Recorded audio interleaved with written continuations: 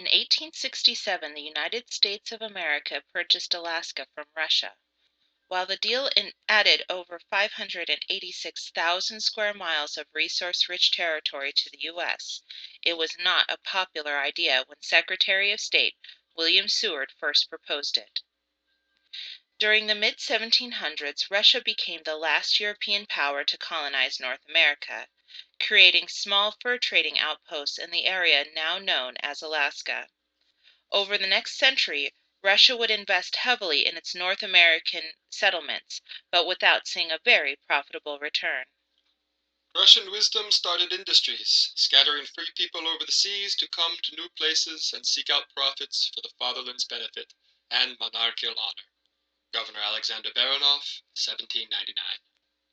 Several factors combined for a very difficult and expensive business venture, including the colonists' simultaneous reliance on and hostilities with indigenous peoples, the area's extreme remoteness, and the colony's inability to sustain itself.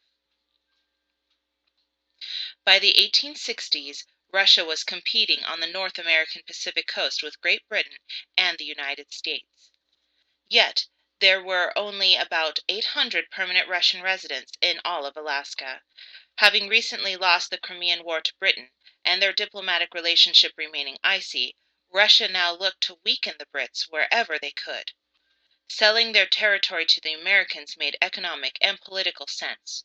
Russia would get a welcome influx of cash while dumping a costly investment, and at the same time weaken the British position by letting the U.S. surround their Canadian territory.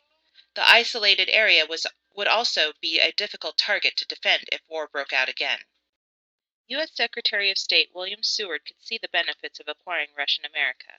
On March 30, 1867, after an all-night negotiating session, he and the Russian ambassador settled on the price of $7.2 million, or roughly 2 cents an acre. However, Congress still needed to ratify the agreement.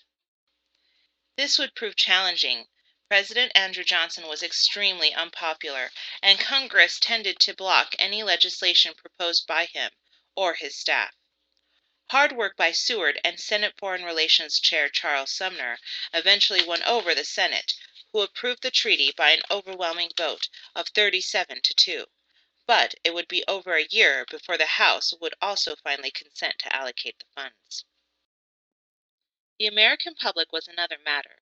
Many newspapers recognized the political value of having British Canada surrounded from the northwest, as well as economic potential of Alaska's vast natural resources.